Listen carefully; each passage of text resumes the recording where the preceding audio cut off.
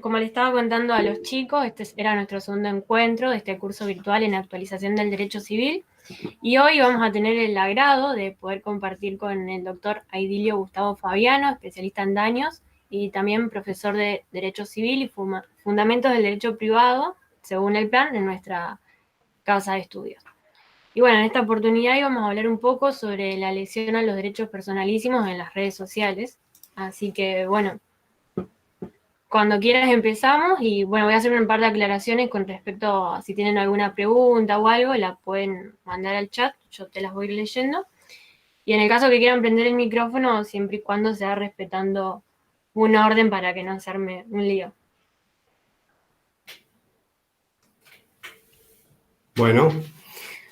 Bueno, ¿qué tal? ¿Cómo les va? La verdad que todavía no me acostumbro a dar clases por este medio, siempre prefiero el aula, siempre prefiero verle las caras y ver la reacción de lo que uno va diciendo.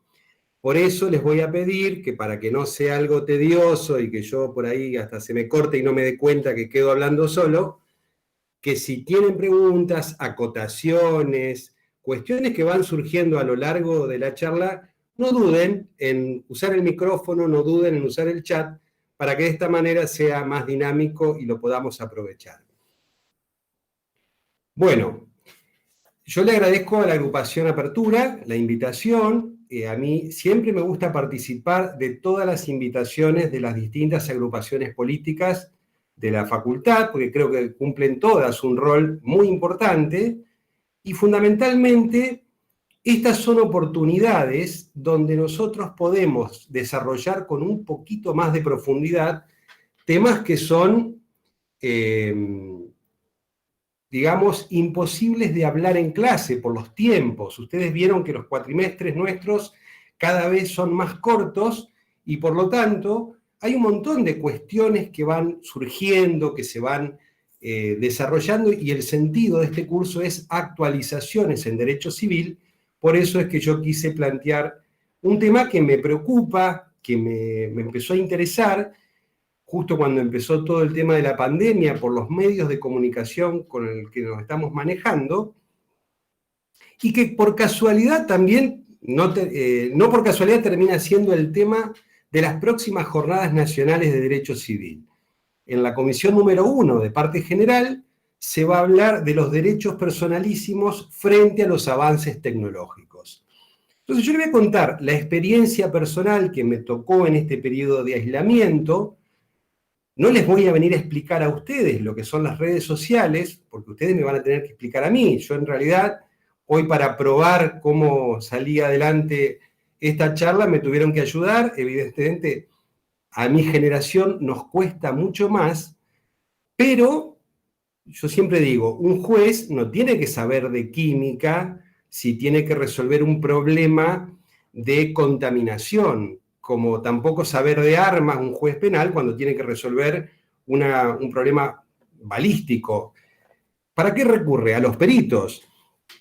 Los peritos son las personas que conocen con profundidad un tema y le explican en términos que los jueces, los abogados, los profesores pueden entender, y de esa manera ver los aspectos jurídicos sobre un universo que a lo mejor nos es desconocido. Y para mí es desconocido porque no uso redes sociales, no tengo Facebook, no tengo Instagram, pero veo que ustedes viven a partir de estas redes sociales y veo todo lo bueno, pero al mismo tiempo entiendo que se están empezando a plantear una serie de problemas que afectan a derechos que nosotros estudiamos en nuestra materia, fundamentalmente a los derechos personalísimos sobre la integridad espiritual.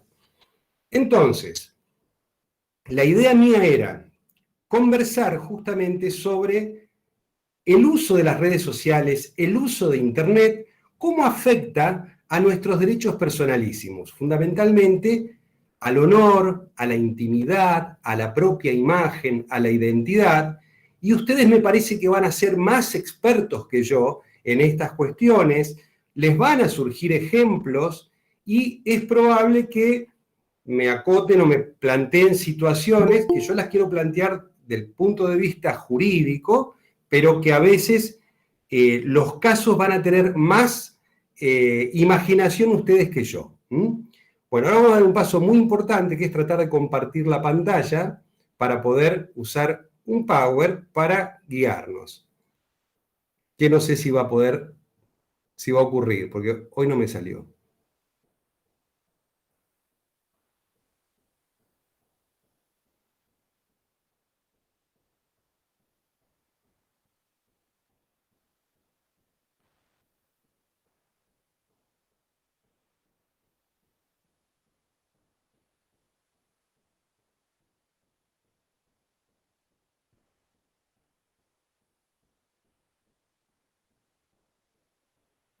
Bien.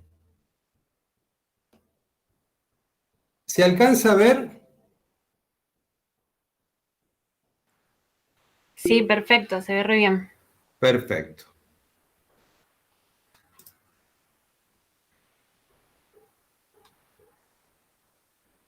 Pero ahora lo perdí. ¿Se dan cuenta lo que le decía de la falta de...? Ahí está. Vamos a ver acá. Ver. Iniciar presentación. Bien. Les decía, este es el tema sobre el cual vamos a charlar. A mí me pasó durante el periodo este de aislamiento que leo un artículo de La Nación de un escritor, se llama Iglesias Cilia, donde hace un elogio a las redes sociales. Él dice que gracias a las redes sociales, en esta situación de aislamiento social, pudimos comunicarnos, pudimos aprender, pudimos comunicarnos con nuestros seres queridos, pero al mismo tiempo proveernos de alimentos, buscar tutoriales para cualquier cosa. Todo lo que significó Internet y fundamentalmente las redes sociales para esta vida de aislamiento fue fundamental. Por eso es como que logra un mayor valor el uso de la tecnología en la vida de las personas. Desde los chicos alfabetizándose hasta los adultos mayores, comprando sus remedios o comunicándose con sus seres queridos, han tenido las redes sociales ese factor, ese protagonismo fundamental. Siempre en civil, cuando empezamos nuestras clases, decimos ¿qué es el derecho civil? El que regula las relaciones más generales de la persona, sin tener en cuenta ninguna característica particular. Fíjense ustedes entonces, si no será un problema de derecho civil, las redes sociales, porque hoy las redes sociales constituyen algo común a cualquier persona, a cualquier edad. Cualquier persona, más allá de su profesión, de su rol que ocupe, necesita de Internet y de las redes sociales para poder desarrollar una vida más o menos normal. Quien hoy no acepta el uso de la tecnología de Internet queda al margen, es como no adecuarse a la energía eléctrica, a la luz eléctrica. Por eso comenzamos a utilizarla y a ser parte de nuestras vidas. Nadie iba a pensar que íbamos a dar clase por esta vía, que íbamos a tomar exámenes por esta vía, que obtenemos certificados de exámenes, las listas de alumnos regulares. Estoy pensando nada más que en el ámbito de nuestra facultad. Todo lo que significaba que antes hacíamos trámites o la presencialidad estaba en todos estos aspectos, pasó a comunicarse a través de redes. Ustedes se comunican por redes, los comentarios que ustedes hacen, lo que piensan. Yo iba a clase de cualquier materia, si me gustaba o no me gustaba la clase, se lo comentaba a mis amigos, a mis compañeros, y ahí quedaba. El profesor me pareció un pesado, me pareció que no tenía idea de lo que estaba hablando. Pero ahora el problema es cuando el comentario se hace a través de una red social, no digo por un problema de profesor, lo digo en todos los sentidos, o la foto que se saca en una instancia determinada queda en el marco de una red social y luego empieza a viralizarse, pero no solo por la propalación que tiene, sino por todo el tiempo que va a quedar disponible a través de un buscador. Entonces, todo eso nos va generando una serie de preocupaciones que tiene que alertar al operador jurídico, al legislador, al juez, al profesor, al estudiante de derecho, para ver si realmente no hay un conflicto con derechos individuales y cómo tratar de esos conflictos poder solucionarlos, poder ponderarlos, poder balancearlos debidamente. Yo aquí en la transparencia, en la lámina, les doy una serie de aspectos de problemas referidos a derechos personalísimos que yo me vengo encontrando a través del uso, la lectura o el acceso a estos medios. Recuerden ustedes el honor, o podemos también hablar de la identidad personal, el honor como la autoestima, el concepto que uno tiene de sí mismo, pero también, ese es el honor subjetivo, hay que también pensar en el honor del punto de vista objetivo como la honra, que es la consideración que la sociedad, la comunidad tiene de nosotros. Y la identidad es un poco el modo en que uno se manifiesta a través de actos exteriores y va conformando su propia identidad. Yo, por ejemplo, soy lector de todos los días de las noticias. Busco en los diarios nacionales, por ahí uno puede leer un diario internacional, los diarios locales. Yo leo la noticia y al pie de la noticia, que puede ser cualquier cosa, una cuestión referida a política nacional, política provincial, a problemas de la ciudad, a problemas que tuvo un vecino o un hecho policial, uno encuentra una invitación de los medios de comunicación a expresar su opinión al respecto, y en esa opinión dicen, lo hacemos responsables a ustedes, lo que digan, y pedimos que no utilicen términos ofensivos.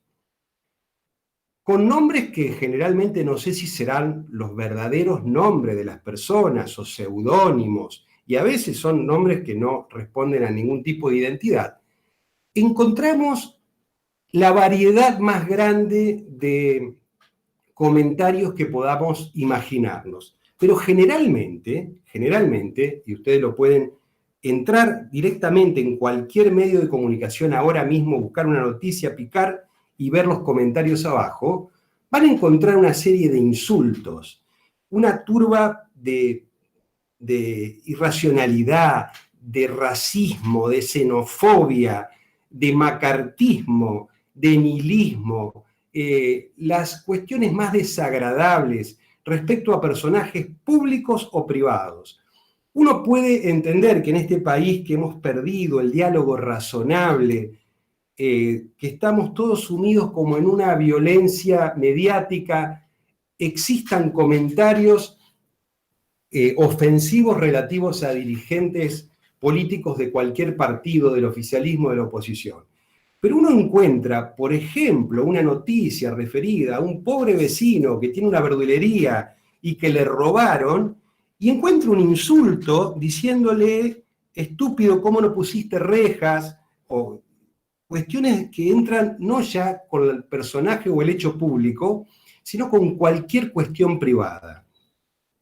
Comentarios relacionados, por ejemplo, hoy con las personas que son portadoras o que viven en un edificio o que trabajan en el sistema de salud, que vemos comentarios ofensivos hacia ellos, y esos comentarios se viralizan, pueden ir pasando de redes a otras, pero fundamentalmente quedan en los buscadores y uno puede encontrarlo durante muchísimo tiempo, afectando entonces un derecho tan esencial como es el honor de las personas. Yo les voy a plantear los problemas y después les voy a decir cómo quiero analizarlos. Respecto a la intimidad, podemos encontrar la misma, bueno, no solo, por ejemplo, en los comentarios a la noticia periodística hay una violación al honor. Fíjense lo que son las comunidades o grupos de debates. Sobre todo para ustedes que se encuentran en la universidad, en la facultad, que estamos en un marco de debate, es muy difícil debatir a través de las redes en pocos caracteres. Acá los temas más esenciales de la comunidad nacional, de la Argentina, se pretenden debatir a partir de frases hechas y agresiones.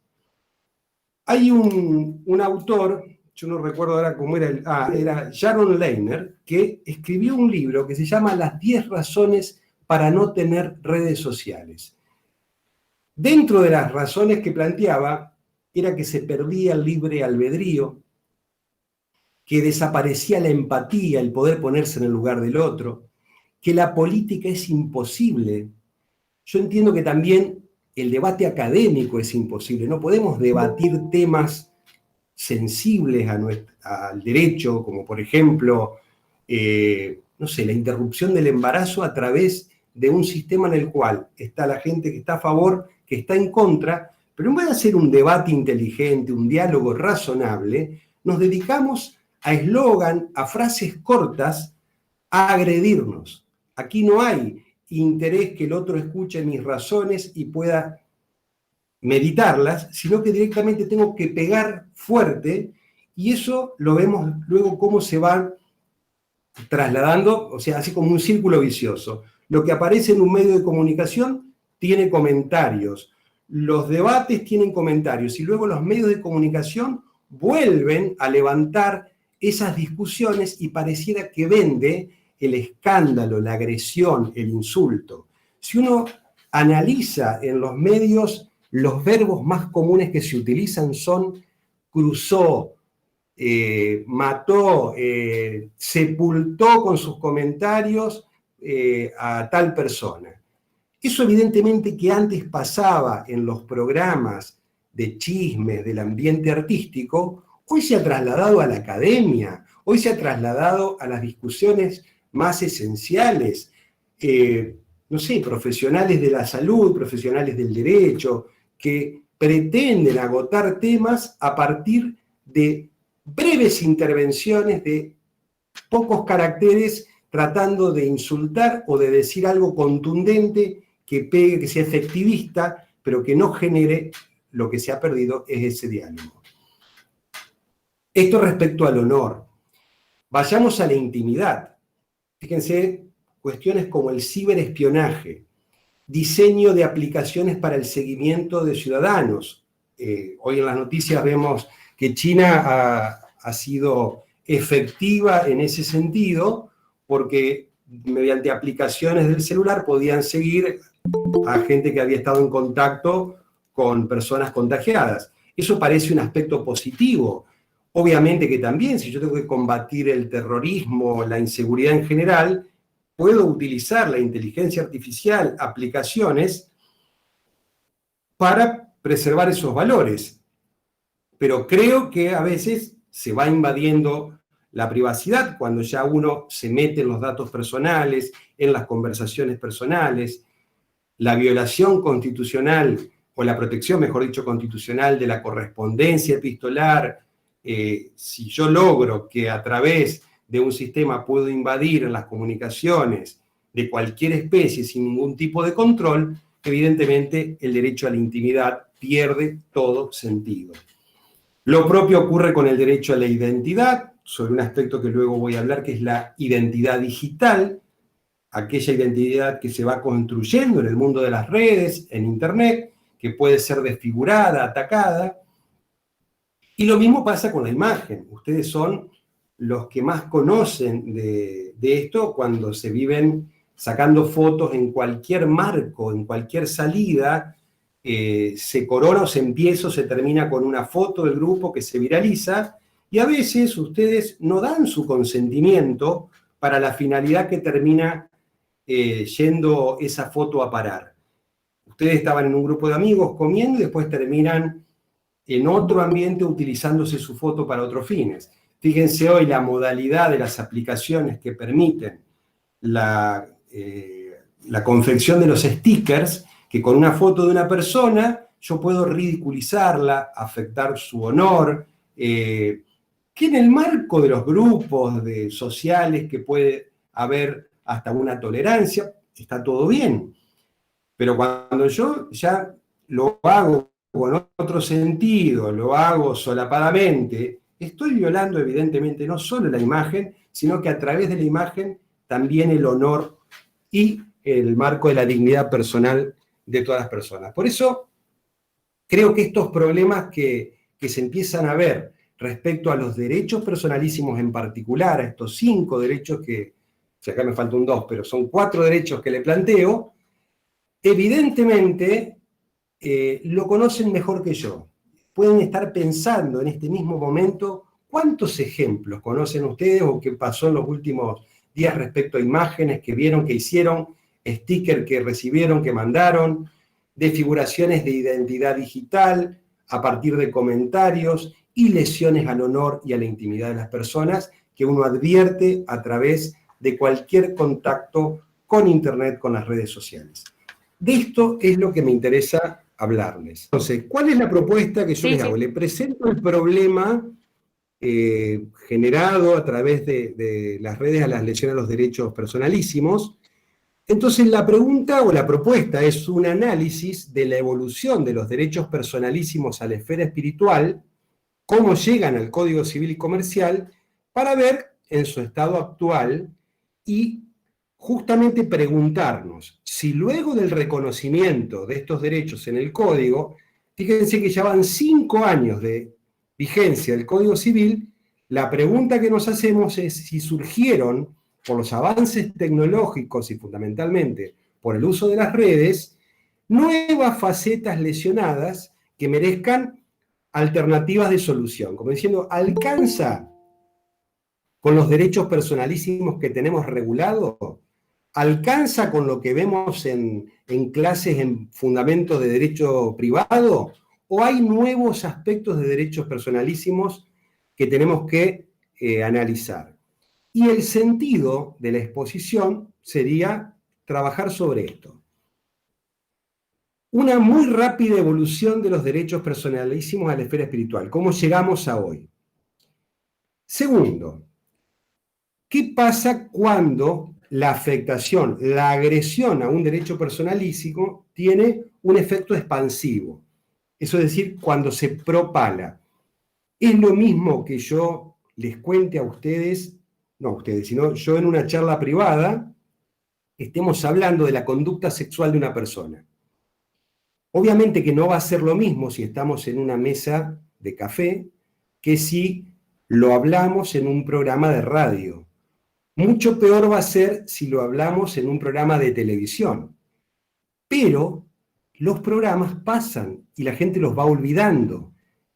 Si nosotros hacemos un comentario sobre la conducta sexual de una persona a través de una red social o por alguna manera queda en Internet, ustedes saben que por los buscadores puede quedar por tiempo indefinido. Entonces, el grado de afectación es mucho mayor que por cualquier medio tradicional de comunicación. Históricamente, se analizaba en la doctrina qué pasaba frente a la libertad de expresión cuando se lesionaban derechos personalísimos, lo que se conocía como responsabilidad de la prensa frente a los derechos personalísimos. Y había una doctrina, existe una doctrina de la Corte Suprema de Justicia de la Nación que nos da determinadas reglas de cómo resolver la tensión entre el derecho de la libertad de expresión constitucional y los derechos de raigambre constitucional como el honor, la intimidad, la propia imagen. ¿Qué vamos a hacer entonces? Vamos a analizar esos derechos personalísimos, vamos a ver cómo eran muy rápidamente las reglas para la prensa y la lesión a los derechos personalísimos, lo vamos a ver luego qué pasa en el fenómeno de Internet, que ya un poco les adelanté, y si las reglas de la prensa nos sirven, pueden ser trasladadas automáticamente a los problemas de lesiones de derechos a través de las redes sociales.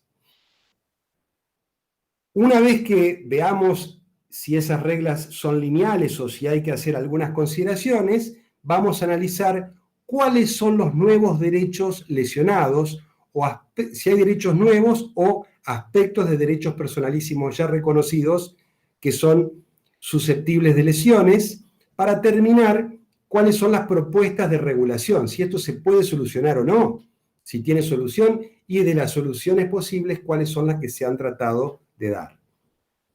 Ese es un poco el sentido, el sumario de esta charla. ¿Lo pudieron ver? ¿Se pudo ver el Sí, sí, sumario se ve y me van perfecto. siguiendo en el... Perfecto, bárbaro. Sí, sí, se ve. Bien, aquí no lo quiero aburrir, pero también tengamos que tener en cuenta que nosotros en el derecho civil tradicionalmente hubo una mirada muy patrimonial de la persona, donde el Código de Vélez solo se ocupó de resolver los problemas patrimoniales de la persona humana. En las últimas décadas es donde mayor preponderancia se viene dando a los aspectos extrapatrimoniales y obviamente en la clasificación de derechos subjetivos, ustedes saben que los derechos de la personalidad o personalísimos son derechos extrapatrimoniales porque no tienen un contenido económico. Hubo unos primeros reconocimientos, como por ejemplo la Ley de Propiedad Intelectual, la 11.330, que consagraba el derecho a la identidad personal, que nadie podía reproducir la imagen de una persona sin su consentimiento. Por 1975 se modificó el Código Civil y se reconoció el derecho a la intimidad, que no se podía inmiscuirse en el fuero íntimo o familiar de la persona. ¿Cuándo fue el mayor despegue de estos derechos? Con la restauración democrática. 1983 para la Argentina fue muy importante porque volvimos a tener la plena libertad de expresión, libertad de prensa, separación de poderes. Entonces empiezan a existir o a aparecer fallos de la Corte Suprema donde empiezan a abordarse estas cuestiones. El más, que lo hablamos siempre en clase, son los casos de derecho de réplica por la sanción de la ley 23054 que aprobó el Pacto de San José de Costa Rica, el famoso caso Ponseti de Balbín, cuando aparece en la revista Gente la foto de Ricardo Balbín, un dirigente político agonizando, y la Corte condena al medio periodístico por violar la intimidad, los casos Campilay y Costa, que los voy a explicar luego cuando hablemos de las reglas de la prensa, los libros por los cuales ustedes estudian la materia, la mayoría estudia por Rivera y también de Cifuentes, dos profesores de Buenos Aires que hicieron un proyecto de regulación que luego no prosperó, y un libro de Carlos Fernández Cesarego que planteó el derecho a la identidad en este periodo, que luego sirvió para la identidad biológica y la búsqueda de la identidad de las personas que habían nacido en cautiverio en la última dictadura militar, sirvió para los problemas de identidad de género y la autopercepción del género, etc. La reforma constitucional es otro hito importante, esto tenemos que entenderlo porque al consagrar el artículo 75, inciso 22, todos los tratados internacionales, fundamentalmente aquellos que tienen contenido sobre derechos humanos, incorpora al texto constitucional todos estos derechos de una manera directa, hay una operatividad directa del marco constitucional y convencional que genera que el honor, la intimidad, la dignidad personal se encuentre en su máxima protección. Luego tenemos en la última década toda la aparición de nuevos paradigmas y microsistemas jurídicos donde se reconocen los derechos del paciente, el estatuto de niños, niñas y adolescentes, que si bien tienen más que ver con el derecho a la integridad física, la identidad de género, la intimidad de los menores, la protección del interés superior del niño, refiere a temas que lo estamos tratando en esta charla. Y finalmente tenemos como hito la recepción en los artículos 51 a 61 en el Código Civil de los derechos y actos personalísimos.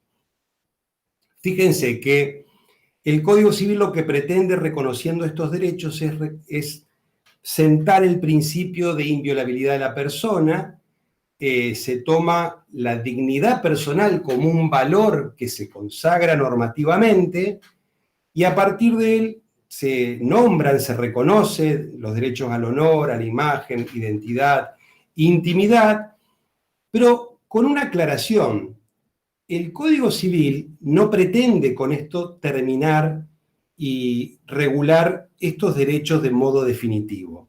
Es un hito que es la codificación, pero que justamente los que hicieron este proyecto reconocen que lo que tratan de hacer es iluminar otras leyes que el legislador puede dictar referidas a nuevas aristas que aparezcan lesionadas en estos derechos personalísimos. Por eso decimos que los derechos personalísimos son un supuesto abierto, no tienen una lista rígida, no son números clausus como los derechos reales, porque pueden aparecer permanentemente aspectos que merecen una protección. Piensen, Cifuentes siempre lo explica en su obra Derechos Personalísimos, que antes de la invención de la fotografía nadie pensaba del derecho a la imagen, porque en los retratos era justamente no era para cualquiera, el retrato se lo hacía gente que tenía una capacidad económica y nadie pensaba en un derecho a la propia imagen. Fue la aparición de la fotografía que hizo nacer este derecho. Los trasplantes, a partir del primer trasplante de corazón, fue generando los derechos personalísimos sobre el propio cuerpo y la disposición sobre el propio cuerpo referido a nuestros órganos.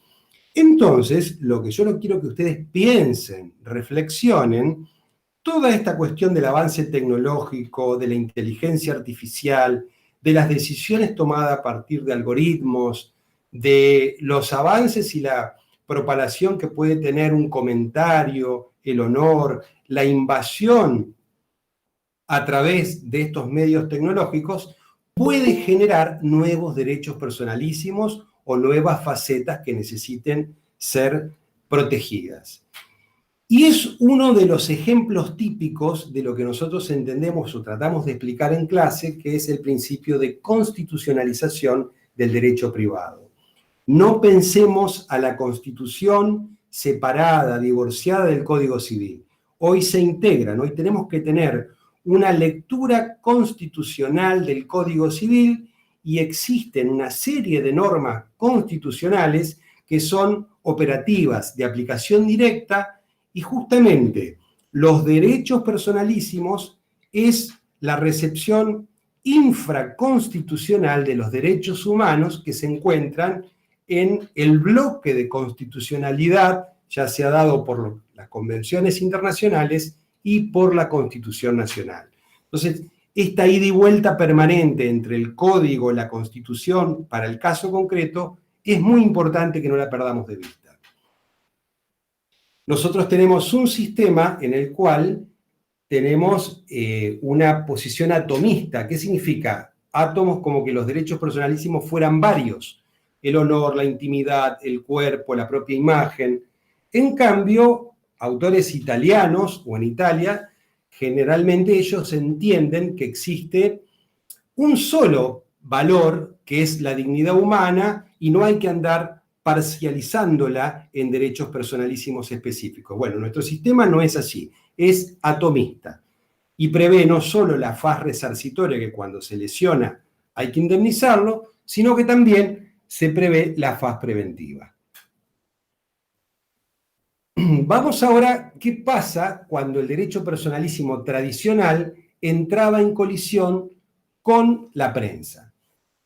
Históricamente la prensa era un debate de ideas, era un marco donde las personas o los partidos políticos tenían su propio periódico, expresaban su ideario a través de determinadas publicaciones, pero pasamos luego al fenómeno de la mass media, a los medios de comunicación masivas como empresa, y evidentemente esa visión de la libertad de prensa absoluta que viene de la Constitución norteamericana, de la primera enmienda, y que la toma la Constitución Nacional, hace un poco de colisión con los derechos personales cuando la invasión es tan, digamos, masiva. Por eso fue la Corte Suprema la que tuvo que ir delineando límites justamente a la libertad de prensa cuando se lesionaban derechos personales o derechos de esta naturaleza. Existen los precedentes más importantes, obviamente que hay un montón de fallos de la Corte, pero hay distintos precedentes que son los más importantes, que yo se los quiero destacar para entender de qué se trata.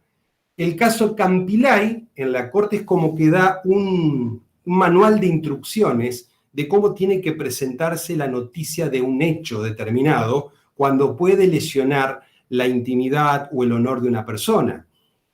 Por ejemplo, referir a la fuente, decir que hay una fuente policial, no es que obligue a develar la fuente periodística, que eso también tiene protección constitucional en el mismo marco, sino cuando yo digo en tribunales o la policía detuvo a tal persona, yo estoy refiriendo a una fuente y de esa manera limito la responsabilidad del medio periodístico. Utilizar el verbo potencial. Muchos diarios serios, antes, ahora ya lo han dejado de hacer, dicen, se habría cometido un delito. No, cometió un delito. Hoy no es que, digamos, se le endilga un delito a una persona, se la acusa, sino que hoy el medio directamente la condena. No hay mucha utilización del verbo potencial. Reservar la identidad de los implicados en los hechos ilícitos, por ejemplo, es una manera también de que en Campilay se trata de proteger o de decir cuándo podría haber responsabilidad. Si yo no cumplo Campilay, hay responsabilidad del medio periodístico. En Martín contra Telearte dicen, ojo, cuando el medio periodístico es el que inventa una información dañosa o agraviante, responde. Ahí no hay, por más que lo ponga en potencial, en ese caso hay responsabilidad. El caso Costa, ustedes lo tienen que tener presente, porque es el caso de la Corte Nacional que importa en el sentido de importar del exterior, importa una teoría de la Corte norteamericana, que es la real malicia, en la cual se hace una diferencia entre funcionario público y ciudadano común. El funcionario público tiene una protección atenuada, mientras que el ciudadano común tiene una protección más fuerte. ¿Qué significa? Frente al funcionario público, a lo que se suma los hechos de trascendencia pública, rige una libertad de expresión mucho más amplia que cuando estamos hablando de circunstancias de un ciudadano común. Si el medio periodístico viola un derecho personalísimo de un ciudadano común, responde como se responde en las normas generales de responsabilidad civil, porque actuó con un factor de atribución subjetivo, dolo, culpa, o por actividad riesgosa, como se lo contempla. En cambio, cuando habla de un funcionario público, o se dicta una noticia o se refiere un comentario sobre un funcionario público, para que el medio periodístico responda, tiene que haber una real malicia, es decir, un conocimiento de la mentira, que se pueda demostrar que el medio publicó una noticia falsa o inexacta a sabiendas de que lo era, o con una despreocupación total de indagar la fuente. Solo en ese caso, cuando se demuestre real malicia, puede responsabilizarse al medio periodístico frente a la agresión de los derechos personalísimos de los funcionarios, no así del ciudadano común. En el caso Patito, la diferencia que hizo la Corte fue que una cosa es el hecho, que se responde por la noticia inexacta, y otra es la opinión. ¿Por qué? Porque las opiniones en principio gozan de una protección mayor. Yo no tengo por qué cuidarme frente a la opinión. Yo puedo decir, no estoy de acuerdo, me parece que la gestión de este gobierno es mala, o que la gestión o el libro de tal autor es pésimo. Son opiniones, no son noticias. Entonces, el marco de protección de la opinión es más amplio. A pesar de ello, se entiende que la opinión no puede ser un insulto. Yo, en base a la opinión, no puedo escudarme porque no hay un derecho constitucional al insulto, como lo ha sentado la Corte en algunos precedentes. Por eso, es que se entiende que tiene que haber cierto equilibrio, cierto límite en la opinión, existe el más amplio marco de la libertad de expresión, pero no es absoluto, no se puede desarrollar despreocupadamente, abusando del derecho, que ustedes saben bien lo que significa esa teoría, sino que tienen que cumplirse determinados recaudos. Una cuestión vinculada con la responsabilidad de los medios es la prohibición de censura previa. Nosotros sabemos que en el marco constitucional se permite la difusión de noticias siempre y cuando, luego, por lo que yo publico, voy a responder si causa un daño, pero lo que históricamente se planteaba que existe una prohibición de censura previa, lo que ratifico. Toda censura previa carga una presunción de inconstitucionalidad. Sin embargo, la doctrina distingue si esta censura previa, esta prohibición de censura previa es absoluta o no. Hay una postura minoritaria que dice que es absoluta la prohibición, no hay manera. El caso Berbisky fue, por ejemplo, en el cual una Cámara estableció que en una solicitada en favor de un dictador se planteó que no se publique y la Cámara sostuvo que era absoluto el principio de libertad de expresión y de prohibición de censura previa, que luego podría haber acciones de responsabilidad. Una postura intermedia dice que la prohibición es absoluta, salvo que lo que esté en juego sea la protección de los menores. ¿Por qué? Como yo no puedo publicar cualquier cosa que afecte el interés del menor, en base a que hay una prohibición de censura previa. Evidentemente, esto puede ser algo que por un interdicto judicial se prohíba de publicar cuestiones relacionadas con hechos o noticias que lesionen el interés superior del menor. Y la postura mayoritaria de los autores es que no es totalmente absoluta la prohibición de censura previa, sino que debe armonizarse con juicio de ponderación, por ejemplo, cuando esté en juego el interés de los menores, la intimidad, la seguridad, el orden público, etc. Bien, estas son las reglas de la prensa para los derechos personalísimos en general, las reglas tradicionales. Vamos a ver si esas reglas nos sirven o pueden ser trasladadas directamente, Costa, Campilá y Patitó, a el fenómeno de Internet. Fíjense que hay un autor muy de moda, que es Harari, que hoy es uno de los lectores más vendidos, que refiere a todo lo que es el adelanto tecnológico, a la historia de la humanidad, y en palabras de Harari, habla de Internet. Fíjense que la característica que tiene, que es una zona libre, donde no pueden entrar la soberanía de los estados, porque yo puedo tener un servidor en un país, puedo estar recibiendo información en otro, entonces el tema de la jurisdicción, de la posibilidad de legislar, no es tan fácil. Tengo que recurrir al tratado internacional, a la norma convencional o a la norma internacional, pero no puedo, por la legislación soberana de un Estado, como ya vamos a ver en algunos supuestos que tengo fichados, no podemos resolver problemas por esta falta de fronteras que tiene Internet. Y deroga la privacidad, pero, y dice Harari que es uno de los riesgos globales más importantes de seguridad. Pero ¿cuál es la paradoja? Que las personas resignan su privacidad, porque ¿cómo se nutren las redes sociales? Justamente a partir del aporte del usuario. El usuario, al resignar su privacidad, está haciéndola correr en ese flujo de datos, y lo peor es que se siente mal cuando no está incluido dentro de ese sistema.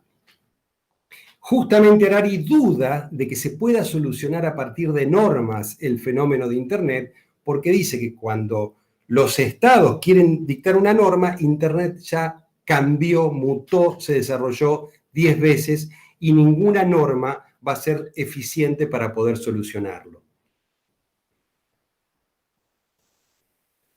Bien, Vamos entonces, sabiendo, y no les voy a explicar a ustedes lo que es Internet y lo que son las redes sociales, y ese flujo de datos que no solo vemos hoy, que se nutre del aporte de usuarios, sino que también se habla hoy del fenómeno de Internet de las cosas, donde determinados dispositivos como automóviles, sensores que se encuentran en rutas, empiezan a nutrir de datos, o sea, objetos entran a nutrir de datos a esa red o ese flujo de información, lo que hace plantearse al derecho situaciones mucho más acuciantes de las referidas solamente a lo humano, donde ya entra la parte de la robótica, la inteligencia artificial, etc. Fíjense el marco en el cual deberíamos tratar la lesión de los derechos personalísimos en Internet. Podemos aplicar directamente las reglas de la Corte para la Libertad de Expresión. Vamos a ver que tenemos algunas cuestiones comunes y otras no tanto. Primero, tenemos una ley, la 26.032, que es una ley de un artículo prácticamente cortísima, donde equipara la búsqueda, recepción, difusión de información a través de Internet a la garantía constitucional de la libertad de expresión. Es como que nosotros, todo lo que expresemos a través de Internet y de las redes sociales es lo mismo que lo publiquemos en un medio de comunicación. Tiene la misma protección constitucional. Pero aquí tenemos una diferencia muy importante, que es el responsable directo distinto al responsable indirecto. El responsable directo es el que genera la publicación, la información, la violación de la intimidad, del honor, la persona que difunde algo o ataca a otra persona. Ese es el responsable directo.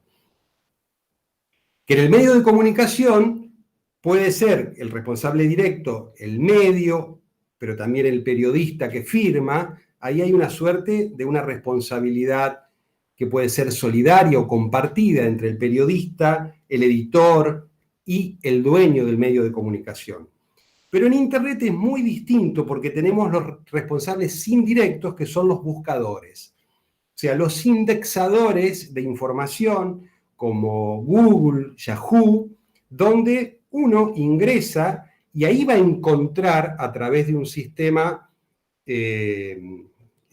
totalmente tecnológico el agravio directo. O sea, el agravio directo tiene la difusión y la propagación tan grave que les he planteado gracias al rol del responsable indirecto. El usuario nutre de información a la red, pero se logra acceder a ella a través del buscador, del responsable indirecto. También como en la responsabilidad de la prensa, existe una faz preventiva a lo que se llama bozal o mordaza legal, que la Corte hace muy poco resolvió un caso de que no se podía censurar o quitar información relacionada a un funcionario público en los buscadores, y también una faz resarcitoria donde el que agrede responde. Pero luego vamos a ver si responde también el buscador, que es un poco el punto que me quiero detener. Por ahora, todo lo que sea responsabilidad de los responsables indirectos, o sea, la responsabilidad de los buscadores de Internet, van a tener competencia federal. Las provincias no tienen competencia para resolver la cuestión preventiva de limitar una información. Sí pueden resolver casos de responsabilidad, pero no de tutela preventiva.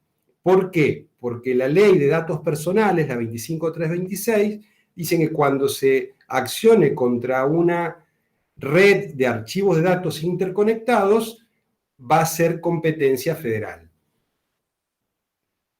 Estas son reglas referidas a la prensa de Internet. Vamos a ver la responsabilidad indirecta de los buscadores. Aquí la Corte tuvo oportunidad de referirse en dos fallos y en uno reciente, 2019. Acá no lo tengo, pero se los voy a explicar. Los fallos son Rodríguez y Gimbutas. En los dos prácticamente se trata de la misma cuestión. Personas que demandan a Google, a los buscadores porque aparece, por ejemplo, su imagen, que ella se sacó fotos para una producción de modelo en sitios pornográficos. Entonces demandó a la empresa Google, y el caso Rodríguez es el más conocido, el primero de la Corte, que sienta una serie de estándares para tener en cuenta. En primer lugar, la actividad de los motores de búsqueda, de los buscadores, se encuentra amparada por la libertad de expresión, siendo es como si fuera un medio de comunicación masivo. Ellos no tienen la obligación de monitorear y controlar el tipo de información que están indexando. Fíjense que la Corte utiliza acá una metáfora media discutida, pero dice que sería como prohibir los índices de la biblioteca, los ficheros de las bibliotecas, porque contengan libros que tengan expresiones ofensivas o agraviantes. Yo no puedo prohibir una biblioteca que en su fichero contenga un libro, deberé actuar contra el autor del libro agraviante, pero no contra la biblioteca porque tiene en su fichero el libro y en su estantería. Esto sería más o menos la comparación que hace la Corte entre el buscador y la noticia agraviante, difamatoria o la publicación. ¿Cuándo habría responsabilidad de los buscadores de Internet?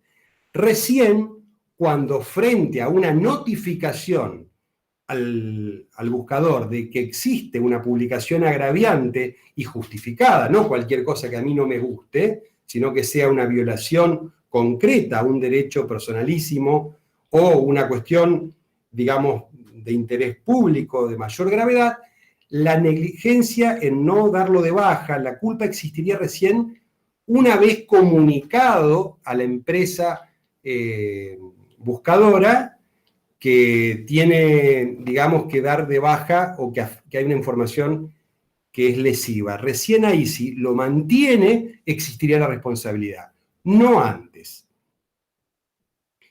En los votos de la minoría del doctor Lorenzetti y Maqueda, dijeron que no se requería ese aviso, esa notificación, cuando la publicación era evidentemente ilícita, como por ejemplo, existiera pornografía infantil. No tengo que andar avisándole que la den de baja, porque ya es por su propio peso una cuestión lesiva a derechos fundamentales. La incitación al genocidio, al racismo, etc. Lo mismo referido a noticias, lo mismo referido a comentarios, a expresiones, se refiere también a las imágenes. Las imágenes también tienen la misma protección. Este es un fallo que les decía recién, donde la Corte ha prohibido que por vía cautelar se dejen sin efecto publicaciones relacionadas a funcionarios públicos. Por eso digo que la Corte, en este caso, PJ contra Google, PJ son las iniciales de la persona que pretendía que dejen sin efecto una noticia,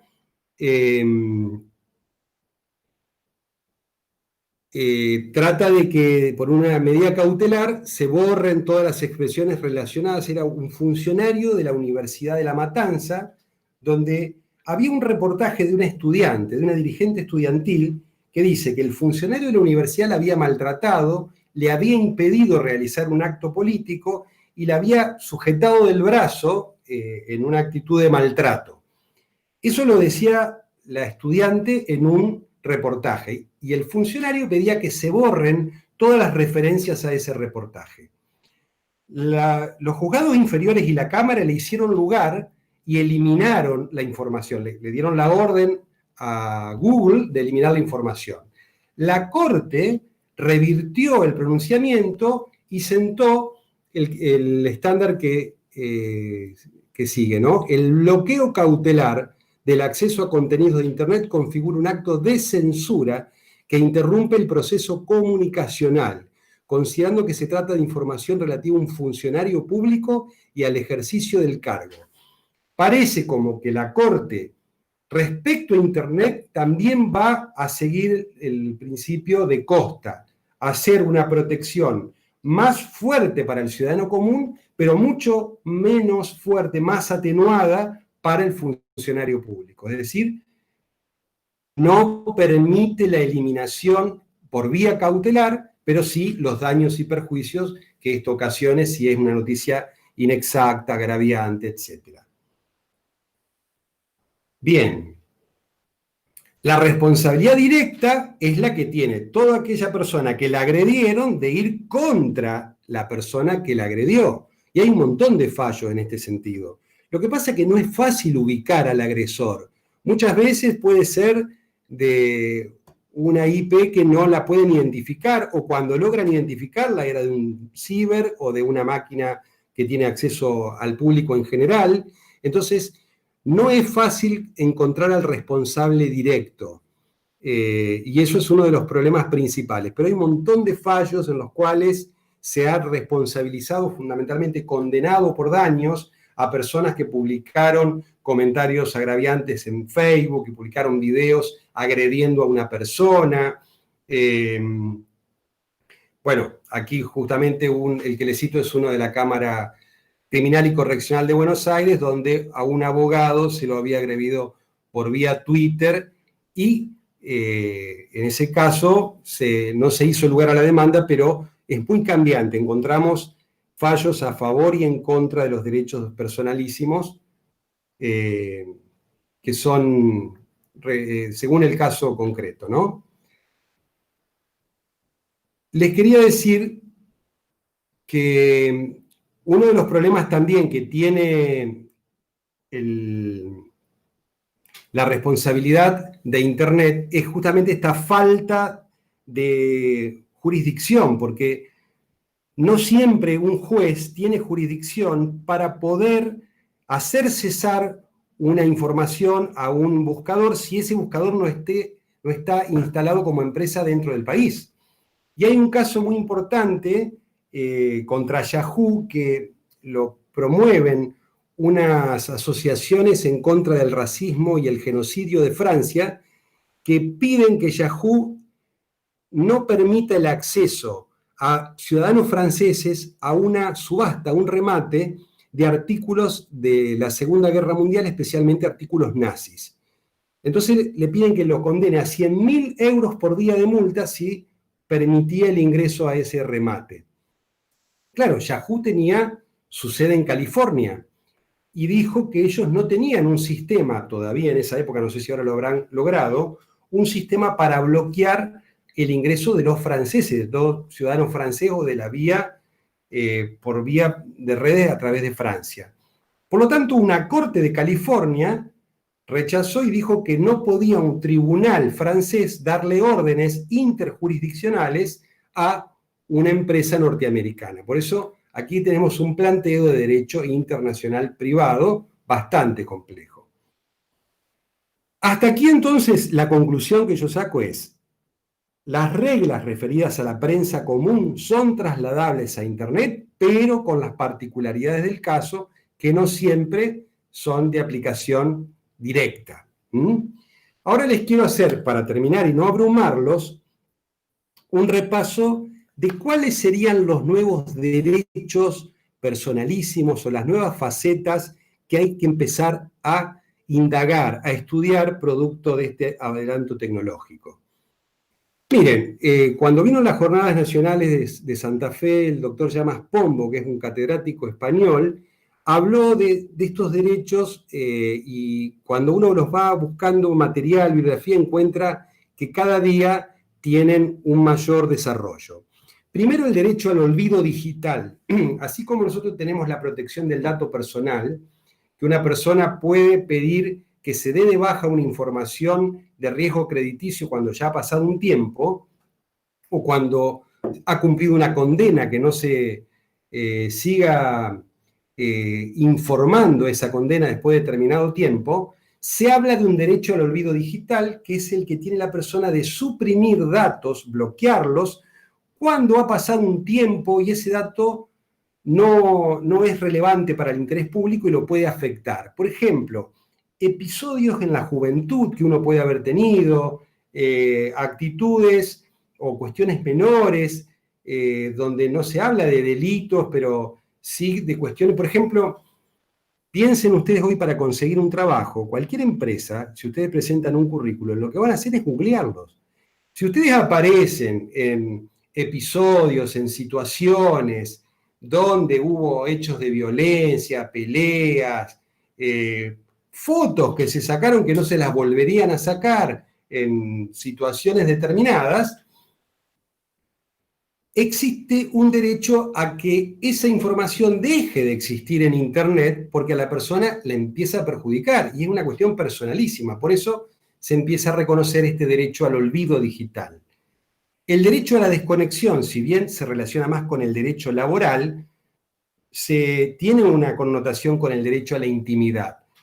Se acaba de aprobar por el Congreso Nacional una ley que protege la desconexión en el teletrabajo. Hoy las personas que trabajan a través de las redes en su hogar, pareciera que tienen que estar permanentemente conectadas, que si no contestan los mails, los WhatsApp de sus jefes, cometen una irregularidad. Por lo tanto, se empieza a proteger que la persona tenga su espacio de desconexión, que se encuentre libre, que no se invada su intimidad familiar, personal, en horarios que no son de trabajo o en temporada de vacaciones. En el mismo sentido, el derecho a la identidad digital que hoy les anunciaba, ese derecho a existir en Internet y a que no sea desfigurada su identidad. Por ejemplo, todas las personas van construyendo su identidad digital a partir de publicaciones, de modos en que se dan a conocer, de fotos, etc. Y fíjense que esa identidad se construye desde chicos, porque hoy es muy común que los padres pongan la foto de sus hijos, bebés, y que después de esa foto quedan para siempre. Por eso se habla de que tiene que haber cierto reparo digamos, en el uso de la imagen del menor. Esa posición digital, ese disculpe. derecho de existir en Internet, es justamente un modo de protegerse. Nadie puede venir a desfigurarlo, como no pueden desfigurar nuestra imagen.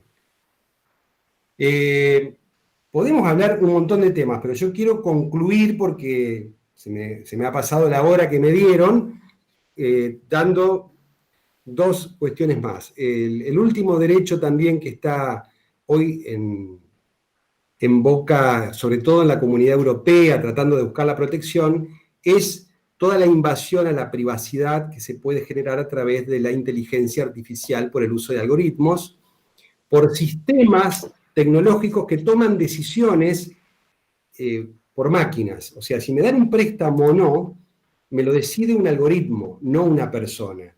Entonces tiene que haber una protección, porque muchas veces puede haber un acceso a mi foto. Sí. Disculpe que le interrumpa. ¿Me preguntan algo? Una chica pregunta si estos derechos están efectivamente tutelados por la legislación argentina, sobre lo que estábamos hablando recién. No, nosotros tenemos la protección del honor, la intimidad, la propia imagen en el Código Civil expresamente contemplados. Lo que yo estoy hablando ahora, el derecho al olvido, a la desconexión, a la identidad digital, a la transparencia y uso responsable de los algoritmos, no están regulados. Pero nosotros sabemos que cuando aplicamos un problema o resolvemos un problema, recurrimos a distintas fuentes. Yo no necesito que un derecho esté expresamente consagrado en la ley, que hoy no está, hoy no hay regulación y eso es como voy a terminar la charla. No necesito una ley para poder proteger a lo mejor la identidad digital o el derecho al olvido. Lo puedo encontrar en principios como la intimidad, como la dignidad personal, que tienen sí consagración constitucional y en el Código Civil. Entonces, como los estoy explicando, derecho al olvido, no están consagrados. Y en algunas legislaciones, y por ejemplo normas europeas, sí ya se empiezan a regular. En la Argentina, no. Tiene media sanción únicamente la ley de derecho a la desconexión, pero todavía no la trató el Senado, solo la aprobó diputados. Bien, entonces, con el derecho a la transparencia y responsabilidad en el uso del algoritmo, les planteo el último problema de derecho nuevo que puede generar este avance tecnológico. ¿Cuáles son las soluciones que se pueden llegar a buscar? Tenemos una posición radicalizada, la de Barlow, que dice: en Internet reina la anarquía, no corresponde que se dicte norma alguna. Esto es el territorio de la libertad donde los estados no tienen que intervenir. Luego tenemos posturas más, digamos, conservadoras, donde dicen: Internet está gobernada por normas técnicas, no por normas jurídicas dictadas por los estados. Los protocolos de la red, por ejemplo, ustedes saben cuáles son los protocolos de Facebook, de Google o de Instagram. Cuando ingresan en una red social, aceptan toda una serie de reglas que me pueden eliminar si yo hago propaganda contra el racismo, el genocidio, el terrorismo, y me van a eliminar. O cuando hay un uso desmedido de una comunicación, se empieza a bloquear, todo por las normas técnicas o protocolo de red, muchas de ellas que tienen una base ética, por eso se llaman NETICS, como se denominan comúnmente. Llamas Pombo postula que tiene que haber una ley internacional que regule Internet, a lo que le llama Lex Repis. Así como se habla de la Lex Mercatoria para regular el mundo de los contratos y el mundo mercantil de un modo internacional, que si bien rigió en la Edad Media, hoy con los sistemas de UNIDROIT y de búsqueda de fijar normas internacionales de contratación, se postula que exista la Lex Repis, normas dictadas por los gobiernos, adheridas por los gobiernos, por entes supranacionales y también complementadas con estas normas técnicas o protocolos de la red. En la Argentina no tenemos ninguna norma, ni de fuente convencional, ni interna, que regule específicamente la responsabilidad de los proveedores de servicio. Hoy tenemos que recurrir a la interpretación analógica, a la integración con las normas constitucionales o convencionales. Pero no existe norma alguna que lo regule. Por eso concluyo con que lo único que hay al respecto es un proyecto de ley. Debe haber varios, pero el que más han tratado los autores son los de los senadores Fender y Pinedo, que más o menos lo que trataban de hacer en ese proyecto de ley era fijar las pautas de la Corte Nacional que se fijaron en los casos Rodríguez y Yambutas. Es decir, los proveedores no tienen que controlar los contenidos, no son responsables, sino son notificados, y hay dos tipos de contenidos: los manifiestamente ilegítimos, que dañen el honor, la intimidad de la persona o la pornografía infantil, y los contenidos aparentemente ilegítimos. En los contenidos manifiestamente ilegítimos, el buscador tiene que eliminarlos ante el simple pedido, mientras que el aparentemente ilegítimo tiene que tener un esclarecimiento con intervención judicial. Y aquí la acción ya no va a ser de competencia federal, sino que tiene que ser de todas las provincias. De cualquier juez provincial podría dar una orden a los buscadores si es que se aprueba este proyecto de ley, pero hoy no creo que nadie esté preocupado y seguramente ha perdido estado parlamentario. En conclusión, ustedes saben mejor que yo lo que es Internet y el uso de las redes sociales. De fundamentos de derecho privado y del viejo derecho civil parte general, saben también los derechos personalísimos a la esfera espiritual. Evidentemente, estos derechos entran en colisión con la libertad de expresión que rige en el ámbito de Internet. Los medios para solucionarlo pueden ser distintos, hay distintos aspectos que hemos visto que se lesionan, pero los medios podrá ser a partir de la aplicación de un juez, de las fuentes que tiene, de un proyecto de ley, y yo realmente soy bastante pesimista a que se pueda regular específicamente todos los modos de agresión que se puedan llegar a verificar a través de las redes sociales.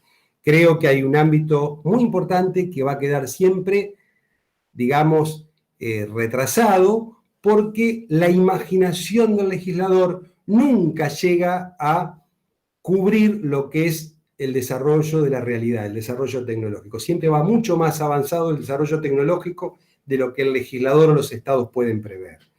Pero de esta manera los quiero alertar, invitar a que ustedes reflexionen sobre esto, no solo respecto a los derechos en juego, sino al uso responsable que tenemos que tener en estas redes y que ustedes como operadores de las redes, como estudiantes de derecho, cada vez que vean estos avances, estos ejercicios abusivos, entiendan que también cuáles son las consecuencias que pueden existir como para hacer un poco de docencia dentro del mismo caso, dentro de los grupos en los cuales ustedes se mueven.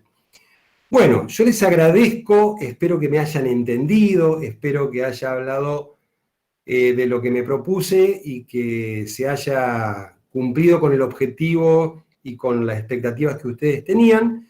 Yo ahora quedo a disposición para todas las preguntas que les surjan y que me quieran hacer respecto al tema. Ahora vamos a ver cómo hago para volver. Ahí está, ahora los vuelvo a ver.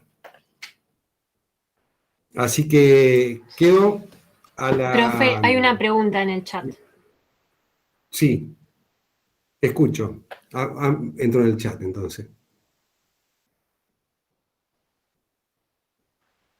Bueno. Voy Hay a ver una por pregunta orden. ahí en el chat. ¿Estos Dos, derechos sí, están una pregunta. efectivamente tutelados por la legislación argentina? Ya medio que lo contestamos, dijimos no. No, los derechos personalísimos sí, pero la responsabilidad y cómo manejar estos derechos frente a los buscadores de Internet no está regulado. Guillermo, ¿hasta dónde está amparada la recolección de datos públicos de redes sociales por parte de terceros? Por ejemplo, que una persona controle las actividades de otra en Facebook con fines ilícitos, acosos, por ejemplo, o fines distintos a los imaginados por la persona que subió datos. Bueno, justamente, acá la recolección de datos públicos por una persona, por un tercero, ustedes, yo siempre pregunto a ver si no estoy metiéndome la pata en lo que me están planteando. Supongamos, ustedes tienen una cuenta de Facebook. Una persona para acceder a la cuenta de Facebook tiene que tener alguna manera de acceso. Porque si yo no tengo una cuenta de Facebook, no puedo entrar y ver lo que tienen. Yo sé que tienen publicaciones públicas y privadas, pero para ver las publicaciones públicas tiene que haber una vía de invitación o acceso. ¿Es así o no? Supongamos que hay una vía de acceso y una persona empieza a acosar a partir de la información que uno publicó. Obviamente que el acoso es un acto ilícito, cuando hay una perturbación de la intimidad, del honor. Pero ojo, si yo publico, si yo resigno a mi intimidad, recuerden que la intimidad la forja cada uno. Entonces, si yo publico en una vía que es de fácil acceso información, no puedo luego venir a plantear de que se ha violado mi intimidad. Otra cosa distinta es la persona que genera el acoso a partir de información pública de ustedes, que ahí estamos frente a un delito, frente a una serie de normas penales que se están hoy dictando, pero que es como que yo acose telefónicamente a una persona. El dato telefónico existe en la guía. Ahora, si yo lo llamo todos los días para acosarlo, estoy cometiendo el delito de acoso, más allá de que ustedes estén publicados en la guía telefónica. Me parece que hoy tengo que diferenciar lo que publico en las redes sociales de cómo me lo usan. Entonces, el acoso o el uso para... Fíjense que en las elecciones norteamericanas se cuestionó mucho el uso de Facebook. Creo que hay un documental, no me acuerdo ahora cómo se llama, en Netflix, si te están vigilando o alguien me está mirando, una cosa así, que trata de cómo influenció una empresa inglesa, Cambridge Digital creo que se llamaba, había influenciado en las elecciones utilizando los perfiles de Facebook. O sea, trabajando en la elección de Trump en los perfiles de Facebook. Yo creo que eso es lo que hay que regular. Porque la persona utiliza su cuenta para publicar cuestiones que le interesan, para un marco determinado o para un marco público, pero la desviación del fin, de la imagen, de la información privada, de la información pública, puede estar violando una gran serie una parte importante de nuestros derechos individuales o fundamentales. Espero haberte contestado, Guillermo, la pregunta. Fabiola, ¿cómo se procede ante la acusación realizada por un tercero? Ejemplo, Juancito robó en mi casa y en realidad esa persona no fue y puede comprobarlo. Bueno, acá estamos, la víctima es Juancito, por lo que me estás planteando. Si yo puedo identificar al que me acusa, es un responsable directo. Entonces, yo puedo hacer dos cosas: demandarlo por daños y perjuicios al que me acusó de algo que yo no cometí, si lo puedo identificar, si tiene nombre, apellido, y después le puedo cobrar o le puedo meter una acción, una denuncia penal.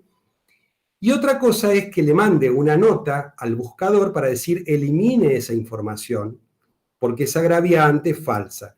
El buscador ahí tiene que eliminar la información cuando viola un derecho, pero siempre y cuando, fíjense que en el proyecto este de Fellner, yo no puedo pedir que elimine la información que a mí no me gusta o que me molesta. Tiene que ser algo que lesione gravemente mi honor. Obviamente que me acusen de un robo es algo grave. Ahora, si hacen otro tipo de comentario, creo que ahí no puedo pedir la eliminación. Nada es privado, se llama la serie, sí. Bien. Quedo a disposición de ustedes si hay más preguntas, pero más allá de que puedan surgir unas preguntas, lo que me interesa es que les haya quedado a ustedes el interés para indagar, para empezar a leer, porque si uno empieza a leer las noticias periodísticas que se relacionan con los temas que hemos hablado hoy, van a ver que van apareciendo cada día más y nos ponen en un lugar donde tenemos que tener mucho más cuidado y resguardo, sin perder la espontaneidad, sin perder la libertad, las ganas de comunicarse, de vincularse, ¿no?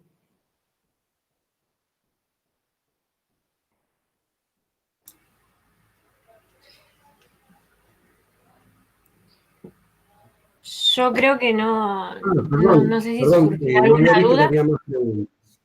Perdón, no había visto. Agustín, en los casos donde se inician acciones a los buscadores de Internet por alguna información difamatoria y en X país se dictará sentencia que condene a la plataforma, ¿cómo haría para reconocerse y ejecutarse dicha sentencia en todos los países teniendo en cuenta la barrera de los principios del orden público de cada país? Justamente, Agustín, esa pregunta yo creo que no te la puede contestar ni un profesor de Derecho Internacional privado. ¿Por qué? Porque justamente el principio de derecho internacional privado de la extraterritorialidad establece la ley del lugar del delito como principio. Está en latín, pero no lo vamos a decir en latín. La ley del lugar del delito, es decir, si yo soy turista, vengo a la Argentina y me atacan, me agreden o me roban, bueno, el delito, por más que yo sea extranjero, se va a regir por la ley argentina, porque es la ley del lugar del delito. El problema es lo multidimensional de la territorialidad de la afectación en estos casos, donde me agrede una persona en un país, la empresa de buscador se encuentra en otro, la víctima está en un tercer país, entonces ahí no hay ley del lugar del delito que valga. Por eso, toda esa última proposición de decir, esto no tiene arreglo, dicen unos, hay que manejarse con la anarquía. Otros te dicen, no, lo que hay que hacer es buscar normas de las propias empresas, que quien usa estas redes se someta a un protocolo, a un reglamento que después va a tener una sanción como perder o sanciones pecuniarias, o va a tener que poner una tarjeta de crédito, pagar multas por haber transgredido esto, viva donde viva. Otros, como ya más pomo, dice una lex retis. Los estados hacen convenios y hacen normas de derecho internacional público y establecen qué va a pasar en el caso concreto. Pero hoy no tenemos, y el ejemplo ese de Yahoo contra la Asociación Antisemita y Protección contra el Racismo y el Antisemitismo francesa, es una prueba de que un tribunal francés prohibió la subasta de los bienes y un tribunal norteamericano la permitió.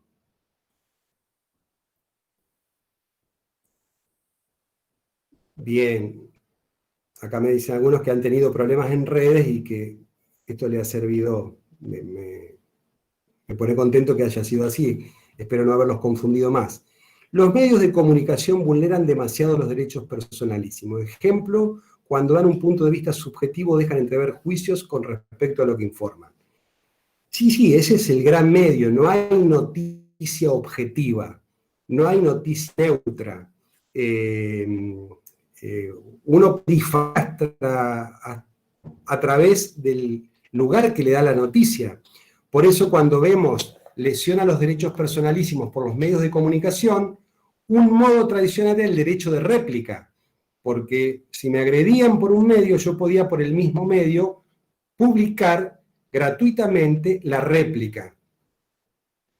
Pero evidentemente es el gran problema de conjugar esta tensión de derechos, porque la libertad de expresión no existe democracia posible, no existe república posible si no hay libertad de expresión. De eso tenemos que ser muy conscientes y cuidarlo.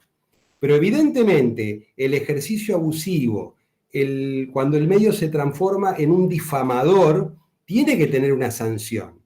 Y las sanciones son justamente las pautas que hemos dado.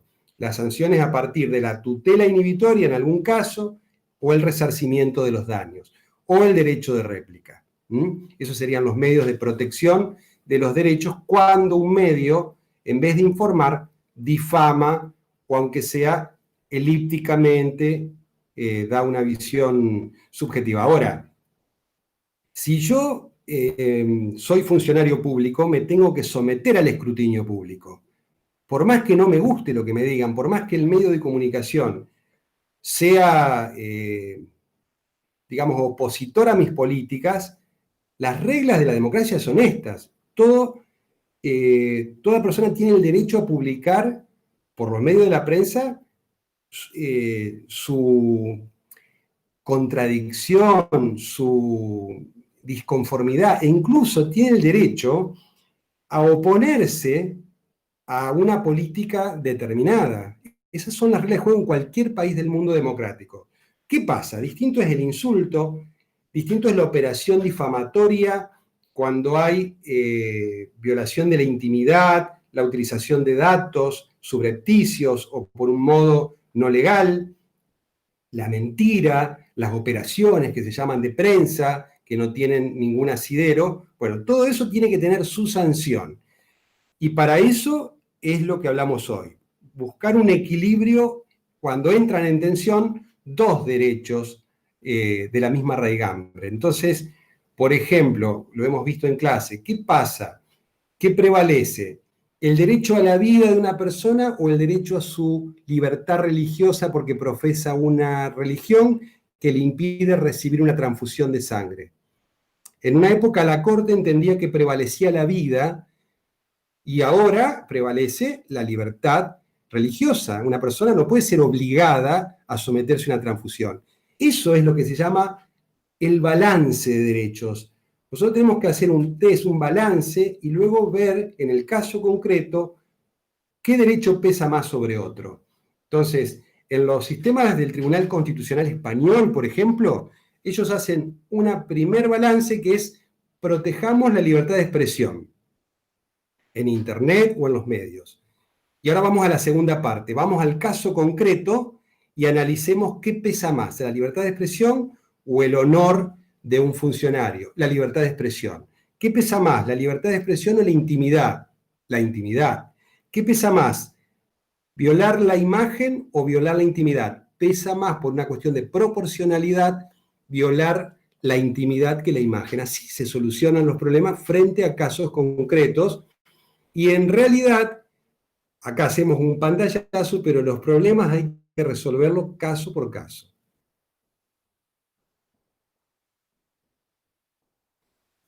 Bien, yo creo que ya hay mucha gente que tiene ganas de irse a tomar algo, está bien que es martes hoy, pero por lo menos un vaso de agua.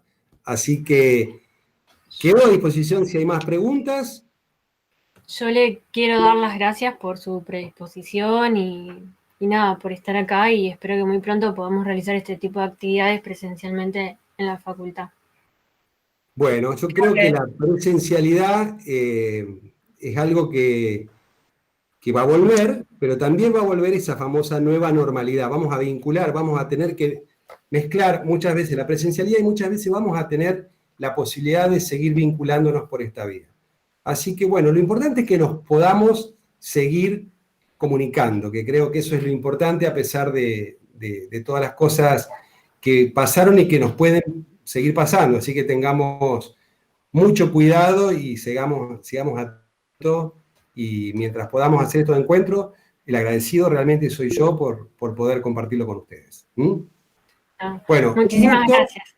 los saludo y les deseo una buena semana y buena temporada de exámenes.